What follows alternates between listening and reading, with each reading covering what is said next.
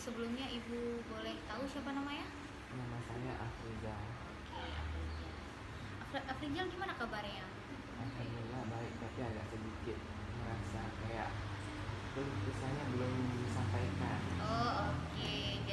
Jadi Afrizal apa tuh namanya hari ini masih merasa nggak happy ya kan? Jadi masih ada suatu masalah yang masih dipendam. Ya, Oke. Nah sebelumnya Afrizal udah kenal sama Ibu? udah Oh dari udah. dari kawan. Oh dari kawan. Berarti tahu ya dari kawan ya? Iya, Oke. Nah jadi Afrizal sebelumnya pernah nggak melaksanakan proses konseling individual? belum pernah sama sekali. Jadi Ibu ucapkan terima kasih Afrizal udah datang menjumpai Ibu. Berarti untuk melakukan proses konseling individual ya. Jadi karena Afrizal belum pernah melaksanakan proses konseling individual, berarti Afrizal belum tahu nih konseling individual apa kan? Belum. Oke. Jadi di sini Ibu akan menjelaskan. Jadi konseling individual yaitu adalah pertemuan tatap muka antara Ibu dan konseli yaitu Afrizal sendiri. Oke, nah di mana di sini kita bertujuan untuk supaya Afrizal nanti bisa mengentaskan permasalahannya sendiri. Jadi segala sesuatu permasalahan yang ada pada Afrizal datang ke Ibu menceritakan masalah. Nantinya setelah keluar dari masjid ini, Afrizal Ibu kembalikan lagi permasalahannya ke Afrizal dan Afrizal sendiri yang bisa menentukan permasalahan itu bisa keluar dari permasalahan ini atau tidak. Oke, Afrizal, di dalam proses konseling individual itu ada asas, ya, asas-asas BK namanya. Asas-asas itu ada 8 sebenarnya. Cuma di sini Ibu ingin memberitahu bahwa asas yang akan Ibu berikan kepada Afrizal ini ada 3. Yang pertama itu ada asas kerahasiaan, ya. Jadi segala sesuatu permasalahan yang ada pada Afrizal, informasi Afrizal, data-data Afrizal, jadi dijamin kerahasiaannya. Jadi data-datanya tidak akan terbuka nantinya ke orang lain. Dan kemudian juga asas keterbukaan. Jadi Ibu minta kepada Afrizal untuk bisa terbuka ya dengan permasalahan apa yang sedang Afrizal rasakan sekarang. Kemudian juga yang terakhir asas kesukarelaan. Nah, Ibu mau tanya nih, jadi Afrizal datang kemari itu terpaksa atau sukarela? Karena Sukarela berarti tidak dipaksa ya. Oke, Afrizal.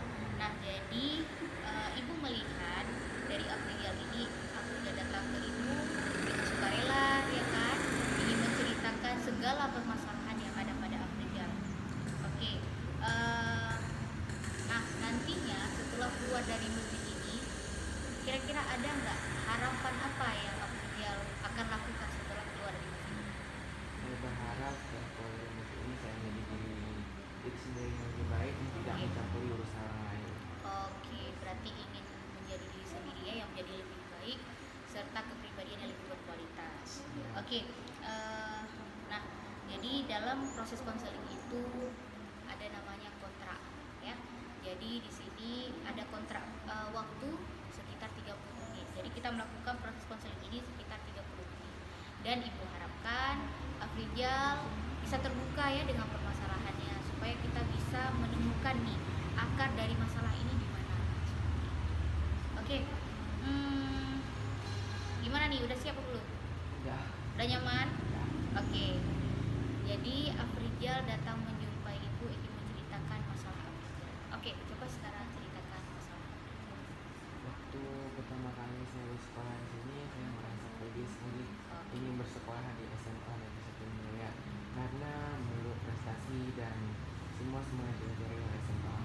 Tapi berselang selama sebulan setelah FLS, saya merasa minder karena ada beberapa kawan saya yang memamerkan sejumlah harta-harta mereka.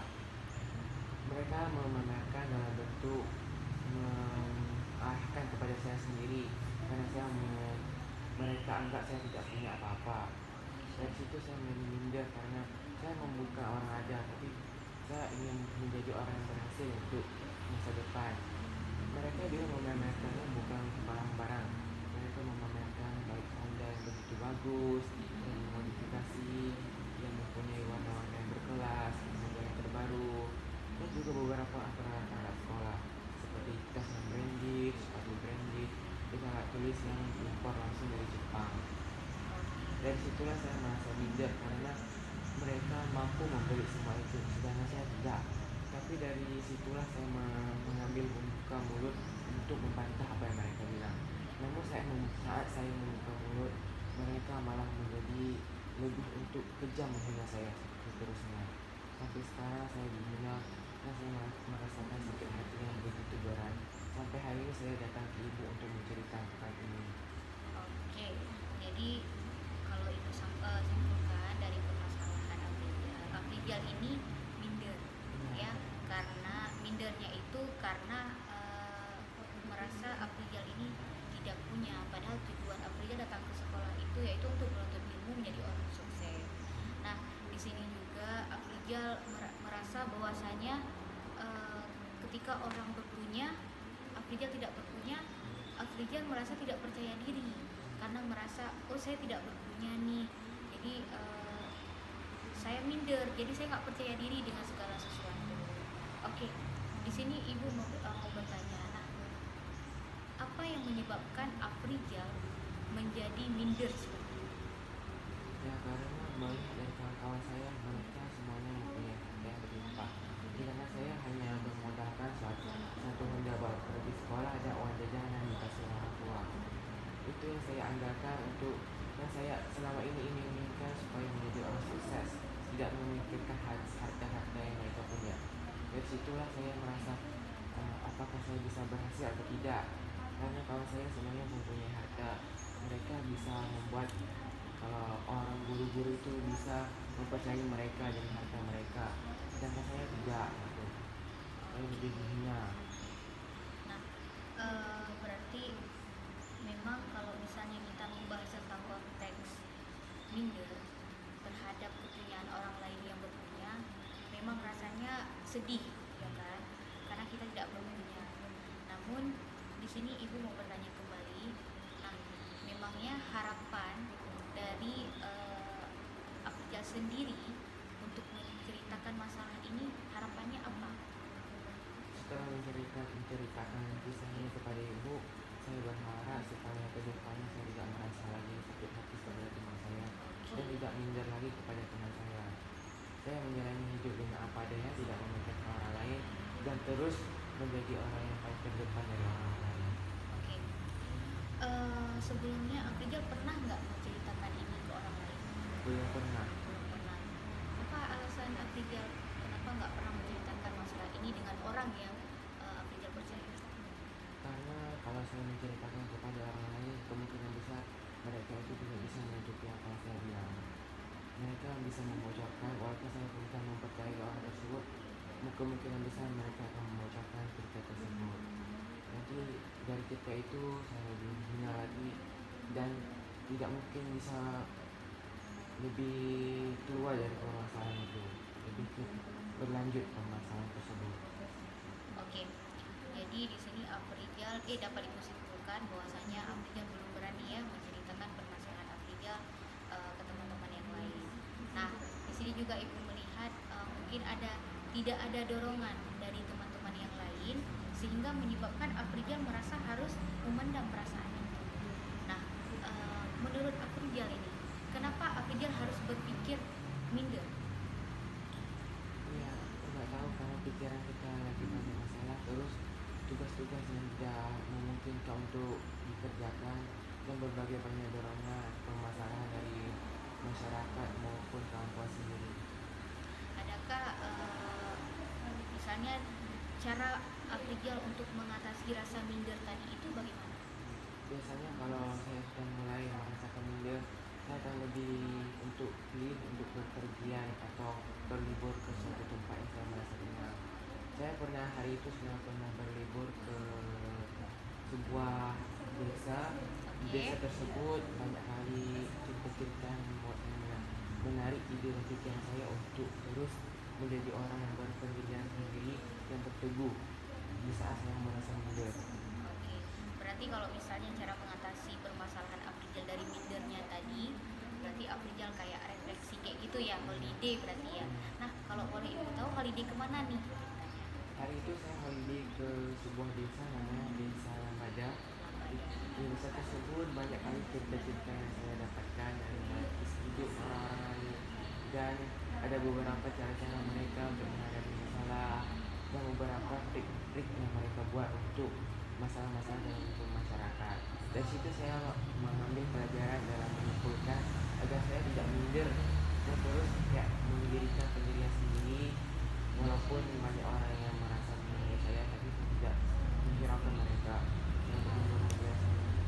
Udah sangat baik sekali ya cara untuk mengatasi rasa nggak minder tadi, mencari solusi bagaimana ya supaya tadi saya nggak minder dengan cara Afrizal liburan kayak gitu, holiday refreshing lah ceritanya. Nah, jadi ibu ini bertanya nih sama Afrizal. Jadi kan ceritanya Afrizal nih minder nih sama orang. Udah, ini ceritanya Afrizal nggak bisa nih berlibur. Nah, adakah solusi lain supaya Afrizal mengatasi rasa minder tadi dengan cara menghindari permasalahan itu? Ada nggak? Dengan cara apa selain holiday tadi? Biasanya kalau saya tidak bisa berlibur atau berpergian untuk menghilangkan rasa tidak percaya diri, biasanya saya berkebun di rumah. Oh, Berkebun. Dalam bentuk berkebun itu saya sambil menanamkan sebuah tanaman, saya itu menitipkan sebuah impian saya dalam tanaman tersebut, seperti kedepannya saya ingin menjadi lebih baik, terus saya kuburkan ke tanaman tersebut dan alhasil saya siram setiap hari, dan ini supaya dari saya siram ini saya menjadi orang yang sukses dan lebih baik daripada orang lain. nanti selain berlibur, Afrizal juga mencari apa ya solusi lain, yaitu dengan cara berkebun ya kan. Jadi menanamkan, misalnya kita tanam dalam pot bunga nih, misalnya kita tanam bunga kaktus ya. Jadi nanti buah kaktus itu seperti kita pelihara manusia juga atau binatang lah yang kita sukai. Jadi kita siram, kemudian juga kita beri apa tuh namanya, apresiasi kepada si tanaman tersebut. Nah, di situ juga bisa ibu lihat ternyata Afrizal sudah menemukan solusinya sendiri. Nah, mungkin mengapa demikian? Karena Afrizal sendiri mungkin masih merasa minder, kemudian juga dengan minder tersebut Afrizal memendamnya, sehingga membuat Afrizal merasa kayak kenapa saya harus kayak gini, kenapa saya tidak bisa mengatasi. Tetapi tanpa Afrizal sadari ternyata Afrizal sudah bisa mengatasinya sendiri, walaupun Afrizal nggak bisa melepaskan atau mengikhlaskan rasa minder tersebut dengan teman-temannya seperti itu. Nah, di sini yang ibu ketahui bahwasanya memang Afrizal ini sudah menemukan, yang pertama saya menemukan solusi yang baik. Nah, jadi untuk masuk ke tahap selanjutnya, kira-kira Afrizal udah siap atau belum? Untuk kedepannya saya memberanikan diri untuk bersiap dan menjadi diri yang lebih baik. Oke, baik. Jadi di sini ibu akan menggunakan teknik yang namanya konseling, client counseling, cognitive restructuring. Oke. Jadi di sini ibu akan memberikan satu teknik untuk Afrizal, yaitu teknik CT namanya, CR yaitu counseling cognitive restructuring, di mana teknik ini yaitu untuk mengubah cara berpikir Afrizal yang tadinya cara berpikir Afrizal negatif. Yang mana negatif? Afrizal merasa minder, kemudian juga merasa gak percaya diri ya dengan segala sesuatu, dengan kepunyaan yang teman-teman Afrizal dapati. Nah, jadi di sini ibu berharap supaya nantinya Afrizal bisa menemukan solusi dari masalah Afrizal tersebut. Oke, jadi di sini ibu akan memberikan satu kertas, di mana kertas ini berisikan ada 5 item pertanyaan yang harus Afrizal isi ya. Jadi bisa diisi sesuai dengan perasaan Afrizal seperti itu. Oke?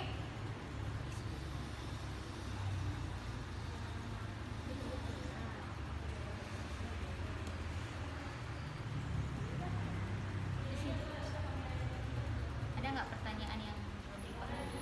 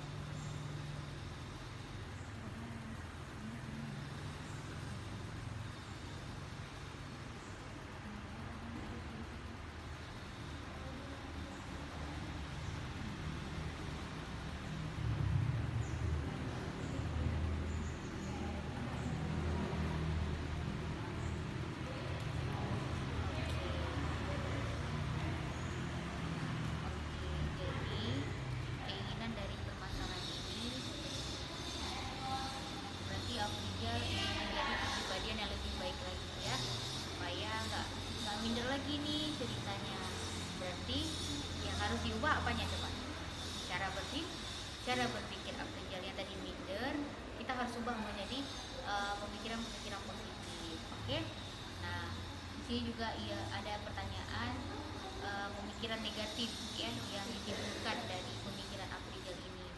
Penyebabnya apa yang buat Afrizal takut? Jadi di sini Afrizal menjawab yaitu minder terhadap kawan kaya, gitu ya. Jadi minder terhadap kawan kaya itu kita seharusnya nggak usah minder sama kawan yang kaya. Kenapa kita harus minder? Iya kan? Di sini sebenarnya kita tuh bukan apa ya istilahnya ajang perlombaan tentang kaya nggak kaya seseorang, tapi pintarnya yang dijadikan perlombaan di situ, gitu kan? Kemudian juga di sini kulihat sudah bagus sekali ya cara berpikir positifnya Afrizal, ingin menjadi diri sendiri, kemudian menjadi pribadi yang lebih baik yang berkualitas juga. Nah, di sini ibu masih melihat nih ternyata dorongannya itu masih kurang. Padahal yang diketahui bahwa dorongan orang-orang itu kan sangat berpengaruh ya. Apa contohnya? Misalnya ada orang yang kasih apresiasi untuk Afrizal. Afrizal tadi maju keren ya, keren kali Afrizal. Itu satu apresiasi untuk kita. Bangga nggak kalau bisa dibilang kayak gitu? Suatu kebanggaan kan? Berarti dorongan itu perlu atau tidak? Perlu.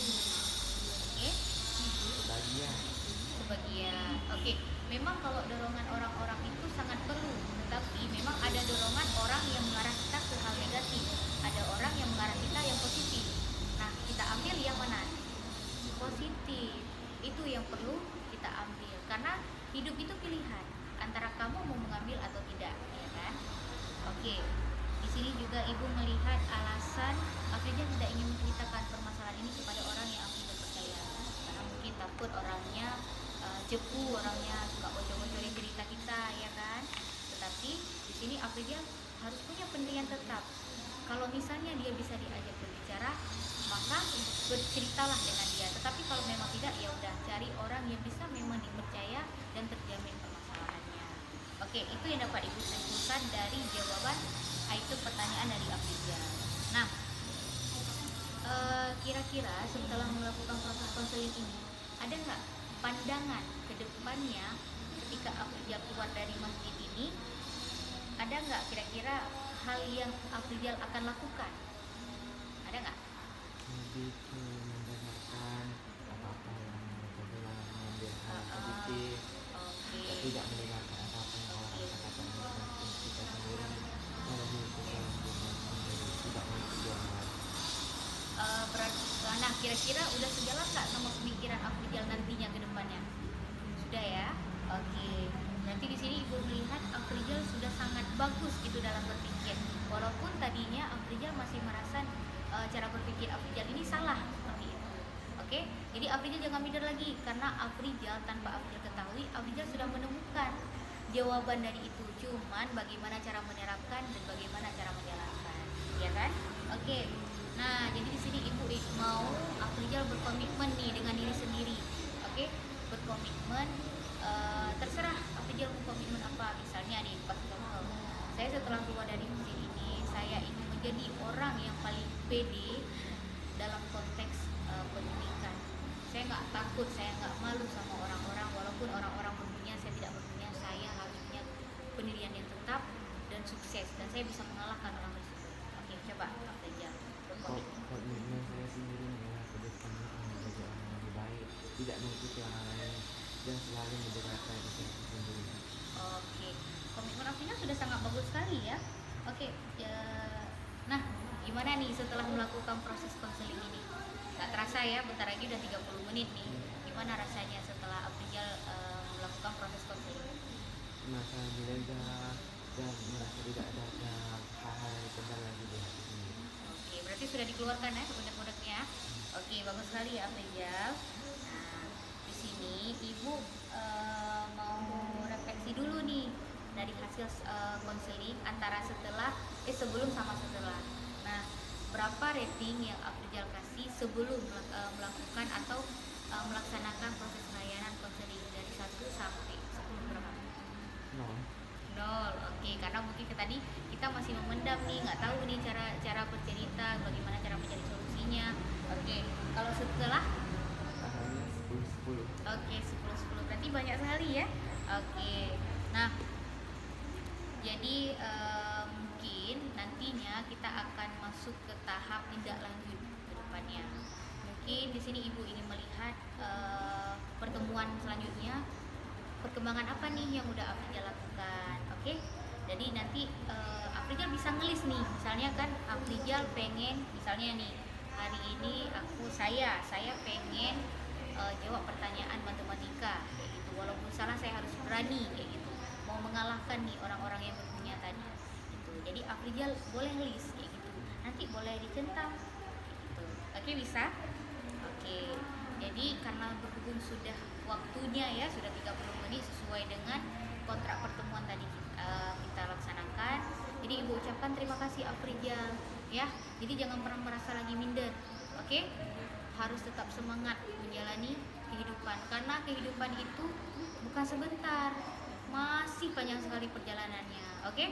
Oke, baik, Ibu ucapkan terima kasih. Assalamualaikum warahmatullahi wabarakatuh. Waalaikumsalam warahmatullahi wabarakatuh. Ma udah siap, Ma?